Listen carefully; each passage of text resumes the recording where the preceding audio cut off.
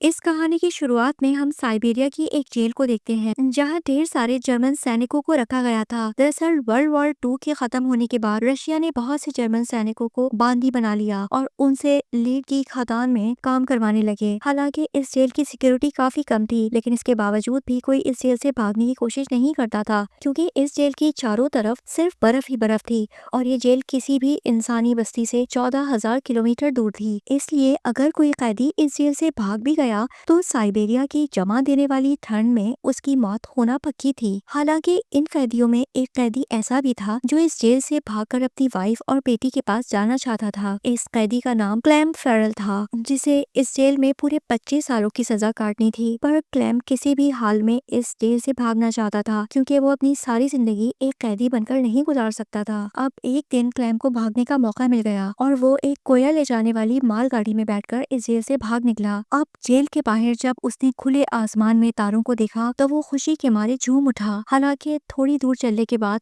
इस मालगाड़ी को रोक दिया गया और जब क्लेम ने बाहर झांक देखा तो एक रशियन सैनिक बंदूक ताने उसके सामने खड़ा था। अब यहाँ क्लेम पकड़ा गया और जेल से भागने के जुर्म में उसे एक ओपन एयर सेल में बंद कर दिया गया। अब पूरे 2 दिन बाद इस जेल के वार्डन उसके पास गए और उसे सेल से बाहर निकालकर बोला कि तुम्हारे साथी बेसब्री से तुम्हारा इंतजार कर रहे हैं। अब पूरे 2 दिन बाद जब क्लेम अपने साथियों से मिला तो उसके साथी लाठी डंडे लेकर उसका इंतजार कर रहे थे क्योंकि क्लेम के भागने के चलते इन्हें पिछले 2 दिनों से भूखा रखा गया था। अब क्लेम को देखते ही बाकी कैदियों ने उस पर हमला कर दिया और उसे बहुत ही बुरी तरह से मारा। अब इस धुनाई के चलते क्लेम इतना घायल हो गया कि उसे जेल के हॉस्पिटल में एडमिट करना पड़ा। अब इस जेल का डॉक्टर भी एक जर्मन कैदी था और वो क्लेम की बहादुरी को देखकर काफी हैरान हुआ। यहाँ क्लेम ने डॉक्टर से बोला कि मैं एक बार फिर से इस जेल से भागना चाहता हूँ और मुझे इस काम में आपकी मदद चाहिए। अब डॉक्टर ने उसे समझाया कि इस जेल से जिंदा भाग पाना इम्पॉसिबल है और अगर तुम यहाँ से भाग भी गए तो बाहर की जमा देने वाली ठंड में मर जाओगे। लेकिन सच्चाई तो ये है कि अगर तुम यहाँ से नहीं भागे तो भी तुम्हारी मौत तो पक्की है क्योंकि तुम जिन खदानों में काम करते हो वहाँ लेड की मिकदार काफी ज्यादा है जो हवा के जरिए तुम्हारी बॉडी के अंदर जाती है और इससे कैंसर जैसी खतरनाक बीमारियां होती हैं। इसलिए डॉक्टर ने उसे सलाह दी कि तुम्हें एक आखिरी बार इस जेल से भागने की कोशिश करनी चाहिए। इसके बाद डॉक्टर ने अपने सारे गर्म कपड़े और जूते निकालकर क्लेम को दे दिए और उसे बताया कि रशियन सैनिक अपना खाना रेलवे लाइंस पर छुपा कर रखते हैं। इसके साथ ही उसने क्लेम को एक बंदूक भी दी ताकि वो अपनी हिफाजत कर सके। दरअसल डॉक्टर ने ये सारा सामान इसलिए इकट्ठा किया था क्योंकि वो खुद भी इस जेल से भागना चाहता था, पर एक हफ्ते पहले उसे पता चला कि वो कैंसर से पीड़ित है और उसके पास 1 महीने से ज्यादा का वक्त नहीं है। अब यहाँ उसने क्लेम को एक लंच बॉक्स दिया और उसे कहा कि अगर तुम जिंदा बच गए तो मेरी फैमिली तक ये लंच बॉक्स पहुंचा देना और उनसे कहना कि अब मैं इस दुनिया में नहीं हूँ। अब रात के अंधेरे में क्लैम एक बार फिर से भाग निकला और इस बार मालगाड़ी में बैठने के बजाय उसने पैदल चलने का फैसला किया। अब जब अगली सुबह वार्डन को ये पता चला कि क्लैम जेल से भाग चुका है तो वो डॉक्टर से पूछताछ करने उसके कमरे में पहुंचा, लेकिन उसके आने से पहले ही डॉक्टर ने अपनी जान ले ली थी। इसके बाद वार्डन ने बहुत सी रशियन सैनिकों को क्लैम की तलाश में भेजा, पर कई दिनों तक ढूंढने के बाद भी उन्हें क्लैम का कुछ पता नहीं चला। अब सबको ये लग रहा था कि क्लैम इस ठंड में जमकर मर चुका होगा, पर वार्डन ये जानता था कि क्लैम बहुत ही स्ट्रांग है और वो इतनी आसानी से हार नहीं मानेगा और इसीलिए उसने इस सर्च ऑपरेशन को कंटिन्यू करने का ऑर्डर दिया। वहीं दूसरी तरफ हम क्लैम को देखते हैं जो पूरे जोश के साथ बर्फीली तूफान को पार करते हुए आगे बढ़ रहा था। अब जेल से भागने के 9 दिन बाद उसे अचानक से कुत्तों के भौंकने की आवाज सुनाई दी और जब वो पीछे मुड़ा तो उसने एक स्लेज को अपनी तरफ आते हुए देखा। अब इससे पहले कि वो भाग पाता वो स्लेज उस तक पहुंच गया और उसे कुचलता हुआ आगे निकल गया। तभी क्लैम की नींद खुली और इसे एहसास हुआ कि वो सिर्फ एक सपना देख रहा था। दरअसल क्लैम पिछले 9 दिनों से पैदल चल रहा था और अब उसका खाना पानी भी खत्म हो चुका था और भूख और थकन के चलते उसका आगे बढ़ पाना मुश्किल हो रहा था। लेकिन इसके बावजूद भी क्लैम ने हार नहीं मानी और जैसे तैसे करके आगे बढ़ता रहा। अब कुछ दिनों तक चलने के बाद क्लैम की बॉडी ने भी जवाब दे दिया और वो भूख के मारे बेहोश हो गया। अब कुछ घंटों बाद जब उसे होश आया तो उसे अपने आसपास एक अजीब सी आवाज सुनी। तभी उसने एक सील को देखा और ये देखते ही उसकी आंखें चमक उठी। अब उसने फौरन अपनी बंदूक निकाली और पूरी ताकत के साथ उस सील पर निशाना लगाने लगा, पर उसका ये निशाना चूक गया और वो सील वहां से भागने लगी। अब क्लैम भी फटाफट से उसके पीछे भागा, लेकिन अभी वो गोली चलाता उससे पहले वो सील एक चट्टान के पीछे चली गई। अब इससे पहले कि वो सील पानी में जाती, क्लैम ने अपनी आखिरी गोली चलाई और लकीली इस बार सील को वो गोली लग गई। अब ये देखकर क्लैम खुशी के मारे झूम उठा, क्योंकि अब उसे बाकी के सफर में खाने की चिंता तो नहीं करनी पड़ेगी। अब आज कई दिनों बाद क्लैम ने पेट भर खाना खाया और थोड़ा आराम करने के बाद अपने सफर को कंटिन्यू किया। अब इतने लंबे सफर में क्लैम बिल्कुल अकेला था और उसके चारों तरफ बर्फ के अलावा और कुछ नहीं था। अब इस माहौल में उसकी दिमागी हालत खराब हो सकती थी, इसलिए वो लगातार खुद से बातें करता और पॉजिटिव चीजें बोलकर खुद को आगे बढ़ने के लिए मोटिवेट करता। इसके साथ ही वो बीच बीच में कंपास के जरिए अपनी दिशा देखता, ताकि वो इस बर्फीली मैदान में कहीं भटक न जाए। अब ऐसे ही दिन गुजरते गए और 2 महीनों तक लगातार चलने के बाद क्लैम को इस बर्फीली मैदान में एक छोटा सा पेड़ दिखाई दिया। अब इस पेड़ को देखकर क्लैम खुशी के मारे झूम उठा और भागकर इस पेड़ को गले से लगा लिया। दरअसल ये पेड़ इस बात का इशारा करता था कि लगातार 2 महीनों तक चलने के बाद क्लैम आर्कटिक सर्कल से बाहर आ चुका है। वहीं दूसरी तरफ हम वार्डन को देखते हैं, जो अब भी क्लैम की तलाश में था और उसने अपनी सर्च पार्टी को ये ऑर्डर दिया कि वो 500 किलोमीटर के रेडियस में क्लैम की तलाश करें। वहीं दूसरी तरफ क्लैम एक जंगल से होता हुआ आगे बढ़ रहा था कि तभी वहां पर एक बर्फीला तूफान आ गया। अब ये तूफान इतना तेज था कि बहुत से बड़े बड़े पेड़ भी जमीन से उखड़कर नीचे गिरने लगे। अब जैसे ही क्लैम ने आगे बढ़ने की कोशिश की तो एक बड़ा सा पेड़ सीधा उसके ऊपर आ गिरा। हालांकि क्लैम की किस्मत अच्छी थी, क्योंकि सैम जॉन और मेटन नाम के 2 आदमी जो जंगल में सोने की तलाश कर रहे थे, उन्होंने क्लैम को देख लिया और वक्त रहते उसकी जान बचा ली।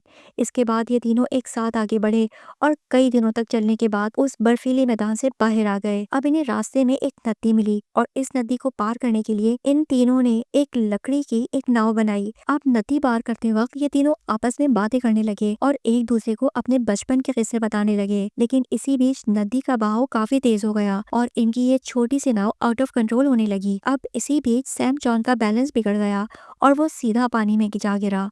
अब चूंकि सैम जॉन को तैरना नहीं आता था, इसलिए वो नदी में डूबने लगा। अब ये देखकर क्लैम ने पानी में छलांग लगा दी और जैसे तैसे करके सैम जॉन को किनारे तक ले आया। वहीं दूसरी तरफ मेटन ने इन दोनों को मरने के लिए छोड़ दिया और राफ्ट लेकर अकेला आगे बढ़ गया। अब थोड़ी देर बाद मेटन एक झोपड़ी तक पहुंचा, जहां वो सैम जॉन के साथ रुका हुआ था। अब यहाँ उसके मन में लालच आ गया और उसने सैम जॉन को मरा हुआ मानकर उसके हिस्से का सोना और उसकी बाकी चीजें चुरा ली। लेकिन थोड़ी ही देर बाद क्लैम और सैम जॉन भी उस झोपड़ी तक आ पहुंचे। अब मेटन के इस धोखे से सैम जॉन को काफी गुस्सा आया और उसने गोली मारकर उसकी जान ले ली। इसके बाद क्लैम और सैम जॉन ने अपना अपना सामान बांधा और अपने सफर को कंटिन्यू किया। ये दोनों कई महीनों तक ऐसे ही चलते रहे, सिर्फ इस उम्मीद में कि इन्हें कोई इंसानी बस्ती मिल जाए। अब एक बार फिर सर्दियों का मौसम आ गया और आसपास के हरे भरे जंगल बर्फ की सफेद चादर में ढक गए। अब चूंकि सैम जॉन का सामान काफी भारी था, इसलिए उसे बर्फ में चलने में थोड़ी प्रॉब्लम हो रही थी। अब ये देखकर क्लैम ने उसका बोझ कम करने की कोशिश की और उससे बोला कि तुम थोड़ी देर के लिए अपना सामान मुझे दे दो। अब यहाँ सैम जॉन को लगा कि शायद क्लैम भी उसका सोना चुराना चाहता है, इसलिए उसने क्लैम पर हमला करके उसे बेहोश कर दिया। अब थोड़ी देर बाद जब क्लैम को होश आया तो उसने एक भेड़ियों की झुंड को अपनी तरफ आते देखा। अब अपनी जान बचाने के लिए वो एक पेड़ के ऊपर चढ़ गया, पर ये खूंखार भेड़िए उसका पैर पकड़कर उसे नीचे खींचने लगे। अब चूंकि वो पेड़ काफी पतला था, इसलिए वो बीच से टूटकर नीचे गिर गया और अब तो क्लैम की मौत पक्की थी। पर तभी वहां पर गोली चलने की आवाज आई और जब क्लैम ने अपनी आंखें खोली तो उसने सभी भेड़ियों को मरा हुआ पाया। दरअसल इस इलाके के शिकारियों ने लास्ट मोमेंट पर आकर उसकी जान बचा ली थी। इसके बाद वो क्लैम को उठाकर अपने गांव ले गए, जहां गांव के बाकी लोगों ने उसका इलाज किया। अब सालों की मेहनत के बाद आखिरकार क्लैम एक इंसानी बस्ती तक पहुंच गया और आसपास इतने सारे लोगों को देखकर उसे काफी खुशी हुई। अब अगले कई दिनों तक क्लैम इस गांव में रुका और गांव के बाकी लोगों ने भी उसकी अच्छे से खातिरदारी की। अब एक दिन इस गांव में एक नोटिस आ गया, जो किसी और ने नहीं बल्कि खुद वार्डन ने भेजा था। इस लेटर में उसने बताया था कि एक जर्मन सैनिक हमारी जेल से भाग चुका है और अगर किसी ने उसे पनाह दी तो उस पर देशद्रोह का इल्जाम लगेगा। अब ना चाहते हुए भी क्लैम को ये गांव छोड़कर जाना पड़ा, लेकिन जाने से पहले गांव के लोगों ने उसे ढेर सारा खाना और एक शिकारी कुत्ता भी दिया। अब इस लंबे सफर में क्लैम का एक साथी भी था, इसलिए उसे अकेलापन महसूस नहीं हुआ। अब कई दिनों तक चलने के बाद इन्हें लेड की एक मिल दिखाई दी और ये देखते ही क्लैम का डॉगी खाने की खोज में भागा। अब अपने कुत्ते को बचाने के लिए क्लैम भी उस मिल के अंदर चला गया, जहाँ वर्कर्स ने क्लैम को पहचान लिया और उसे अपने मालिक के पास ले गए। यहाँ क्लैम ने सभी को अपनी कहानी सुनाई और पूरी बात जानने के बाद इन सब के दिल में क्लैम की खातिर हमदर्दी बढ़ गई। इसके बाद इन्होंने क्लैम को खाना खिलाया और उसे जर्मन जाने वाली ट्रेन में बिठा दिया। अब क्लैम ये सोचकर काफ़ी खुश था कि वो बहुत जल्द अपने घर पहुंच जाएगा, लेकिन वो इस बात से अनजान था कि मिल के मालिक ने उसकी खबर वार्डन तक पहुंचा दी है और अब वार्डन अपने सिपाहियों के साथ स्टेशन पर उसका इंतजार कर रहा है। हालांकि स्टेशन पर पहुंचने से पहले ही क्लैम ने इन सैनिकों को देख लिया और मौका मिलते ही ट्रेन से कूदकर भाग निकला, पर बदकिस्मती से रशियन सैनिकों ने उसे देख लिया और वो उसका पीछा करने लगे। अब क्लैम ने फटाफट से ट्रेन की पटरियों को पार किया, पर तभी न जाने कहां से वार्डन उसके सामने आ गया। अब ये देखकर क्लैम का दिल बैठ गया, क्योंकि उसके इतने सालों की मेहनत अब मिट्टी में मिल चुकी थी। अब इससे पहले कि वार्डन उसे गिरफ्तार करता, क्लैम के कुत्ते ने वार्डन पर हमला करके उसे काट लिया। अब इसके चलते क्लैम को भागने का मौका मिल गया और वो पूरी जान लगाकर यहाँ से भागने लगा, लेकिन तभी उसे गोली चलने की आवाज आई और जब उसने पीछे मुड़कर देखा तो उसने अपने कुत्ते को मरा हुआ पाया। अब ये देखकर क्लैम को काफी दुख हुआ, लेकिन इसके बावजूद भी वो रुका नहीं और अपनी पूरी ताकत से आगे बढ़ता रहा। इसके बाद वो ब्रिज के ऊपर चढ़ा और नीचे से गुजर रही ट्रेन पर कूदकर यहाँ से भाग निकला और कुछ इस तरह से वो वार्डन के हाथों से फिर बच निकला। अब ऐसे ही दिन गुजरते गए और क्लैम धीरे धीरे सफर में आगे बढ़ता रहा। अब देखते ही देखते साल 1952 आ गया और अब क्लैम को जेल से भागते हुए पूरे 7 साल हो चुके थे। अब फिलहाल वो सेंट्रल एशिया में था और एक गांव के मेले में इधर उधर भटक रहा था। अब इस मेले में उसने खाने पीने की अलग अलग चीजें देखी, पर चूंकि उसके पास पैसे नहीं थे, इसलिए वो मन मारकर आगे बढ़ गया। तभी उसकी नजर 2 लड़कियों पर पड़ गई जो मेले में पैनकेक्स बेच रही थीं। अब क्लैम ये पैनकेक्स तो खाना चाहता था, लेकिन उस बेचारी की जेब में एक फूटी कौड़ी नहीं थी, इसलिए वो निराश होकर आगे बढ़ गया। पर तभी इनमें से एक लड़की को उस पर तरस आ गया और उसने पैनकेक का एक हिस्सा तोड़कर क्लैम को दे दिया। अब पहले तो क्लैम को थोड़ा अजीब लगा, पर फिर भी उसने वो पैनकेक खा लिया। अब इस मेले में एक ज्यूइश आदमी भी था जिसने ये सब कुछ देख लिया था। इसके बाद क्लैम एक चर्च में गया और ये आदमी भी उसका पीछा करते हुए चर्च में आ पहुंचा। दरअसल ये आदमी भी किसी जमाने में एक वॉर प्रिजनर हुआ करता था, इसलिए उसने क्लैम को पुलिस के हवाले नहीं किया और उसकी मदद करने की कोशिश की। इसके बाद वो क्लैम को लेकर अपने घर ले गया, जहाँ क्लैम ने कई साल बाद अपनी शेविंग की और अपने पुराने हुलिये में वापस आया। इसके बाद इस आदमी ने क्लैम को एक नया पासपोर्ट दिया ताकि वो रशिया के बॉर्डर को क्रॉस करके जर्मनी पहुंच सके। अब जाने से पहले क्लैम ने इस आदमी का शुक्रिया अदा किया और रशिया और जर्मनी के बॉर्डर की तरफ निकल गया। अब कुछ हफ्तों बाद क्लैम रशिया के बॉर्डर तक पहुंच गया और वहां मौजूद रशियन सैनिक को अपना पासपोर्ट दिखाया। यहाँ क्लैम को ये डर था कि कहीं ये सैनिक उसे पहचान न ले या फिर उसका नकली पासपोर्ट पकड़ा न जाए, लेकिन खुशकिस्मती से ऐसा कुछ नहीं हुआ और इस सैनिक ने क्लैम को बॉर्डर क्रॉस करने की परमिशन दे दी। अब ये देखकर क्लैम को इतनी खुशी हुई कि वो चाह कर भी अपनी हंसी नहीं रोक पा रहा था। अब फाइनली वो उस ब्रिज के ऊपर आ गया जिसे क्रॉस करते वो अपनी देश जर्मनी में पहुंच जाएगा। पर जैसे ही वो आधे रास्ते तक पहुंचा, उसकी आंखों पर एक तेज रोशनी आई और जब उसने आंखें खोली तो उसने वार्डन को अपने सामने पाया। अब जब क्लैम ने पीछे मुड़कर देखा तो वो अभी भी रशिया की जमीन पर था